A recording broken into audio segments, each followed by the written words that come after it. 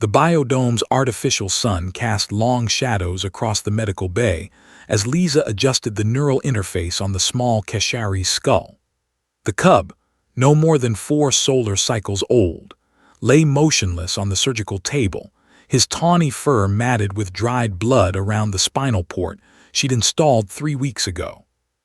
"Vitals are stable," Alex said from the monitoring station, his fingers dancing across the haptic display. "But the rejection markers are still elevated.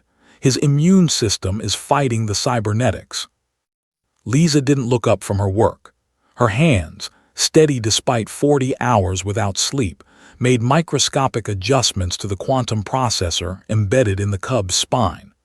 "Then we increase the immunosuppressants and pray his body adapts before the tissue necrosis spreads." The Keshari, a species of bipedal felines who'd shared this colony ship with humans for 3 generations, didn't trust human medicine. They especially didn't trust human cybernetics. But when Karesh, the young son of clan matriarch Velana, had been crushed beneath a cargo container during a gravity fluctuation, traditional Keshari healers could do nothing. His spine was severed. His legs would never work again. Velana had come to Lisa as a last resort, her pride warring with a mother's desperation. "The boy needs an exoskeleton," Lisa had told her. "Full neural integration. It's experimental, but it's his only chance to walk again." The matriarch's ears had flattened against her skull. "You would make my son a machine." "I would make your son whole." That had been 6 weeks ago. Since then, Lisa had worked 18-hour days in her workshop, fabricating a custom exoskeleton from titanium carbon weave and biocompatible polymers. Alex, her research partner and the colony's only other neurocybernetics specialist, had helped her map Karesh's neural pathways with quantum precision. The other Keshari, called the cub Broken now, whispered that he was cursed. In their culture, physical perfection was tied to honor, and a warrior who couldn't stand was already dead. But Lisa saw something different when she looked at Karesh. She saw a child who laughed at her terrible jokes, who asked endless questions about Earth and stars and the mathematical beauty of quantum entanglement. She saw potential. "Lisa," Alex said quietly, "the clan elders are here." She glanced at the observation window. 6 Keshari stood there, their amber eyes glowing in the dim light. Velana was among them, her expression unreadable behind the traditional warrior's mask of stoicism. "Let them watch," Lisa said. "It's time."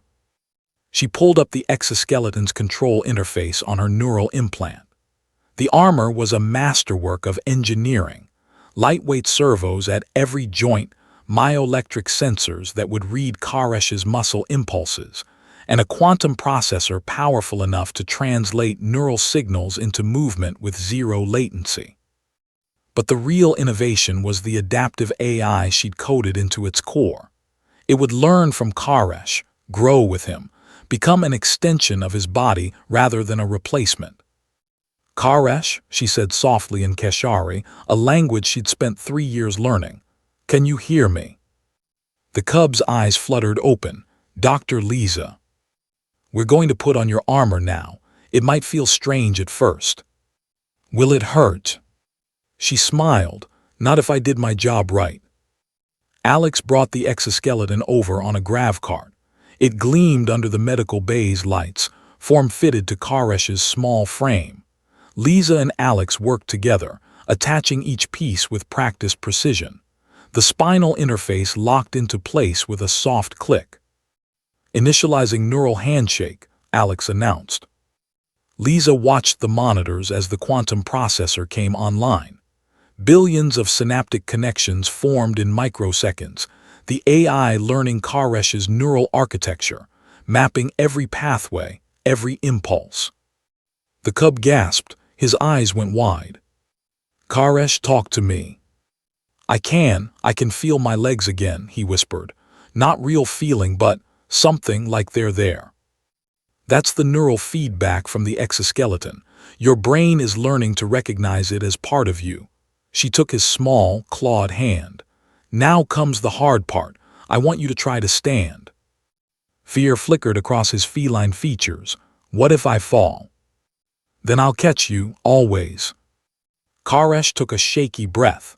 Lisa watched the neural activity spike on the monitors as his brain sent signals down pathways that should have been dead. But the quantum processor intercepted them, translated them, and sent new commands to the exoskeleton servos. The armor moved. Karesh's legs, his broken, paralyzed legs, straightened beneath him. The servos hummed quietly as they took his weight. He stood, wobbling, his arms flailing for balance. Alex steadied him with one hand. Easy. Let the AI do the work. It's reading your inner ear, making constant microadjustments.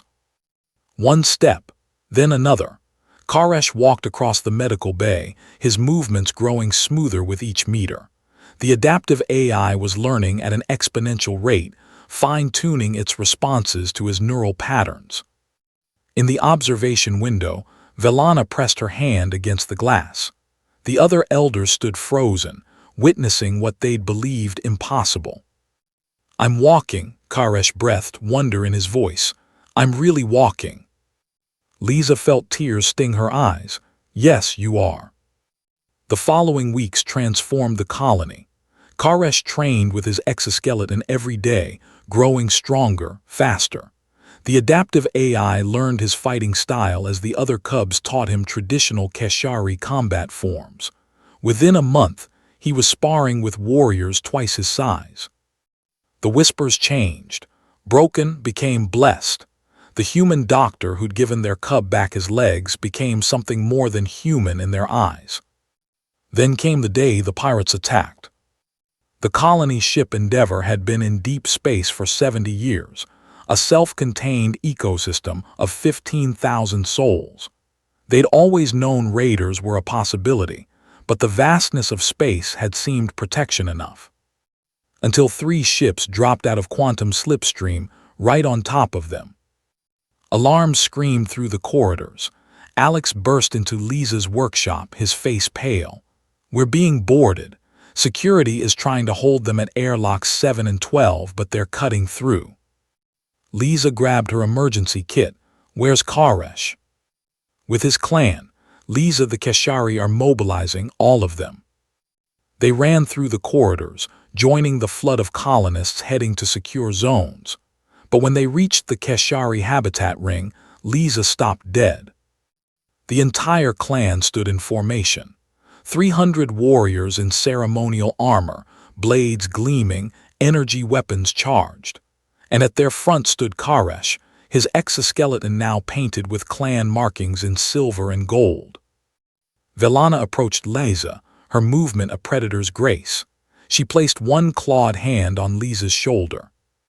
You gave us back our cub, the matriarch said. You could have let him die. You could have made him dependent, weak. Instead, you made him a warrior. You gave him honor. I just gave him a chance to be who he already was, Lisa replied. No, Velana's eyes burned with fierce pride. You saw what others called broken and made it unbreakable. For this, we vow every warrior of Clan Velana, every cub, every elder, we will stand between you and death. Your life is our honor to protect. The other Keshari struck their chest plates in unison, a thunderous declaration. Lisa looked at the assembled clan, at Karesh standing tall in his armor, and understood. She hadn't just healed a child.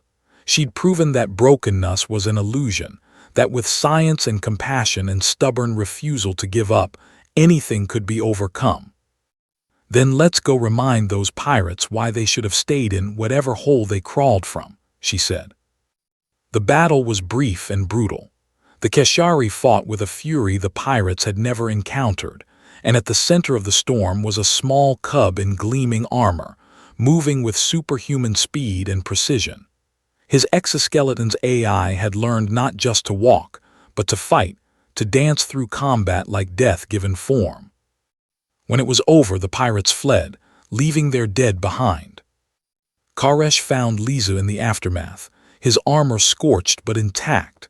He looked up at her with those amber eyes, no longer clouded by pain or doubt. Thank you, he said simply, for seeing me when everyone else looked away. Lisa knelt and hugged him, this child who'd taught her that the greatest technology wasn't quantum processors or neural interfaces. It was hope. "Thank you for letting me," she whispered back. And behind them, an entire clan bowed, not to the human doctor, but to the woman who'd proven that family was made not in blood or species, but in the bonds forged when one soul refuses to abandon another.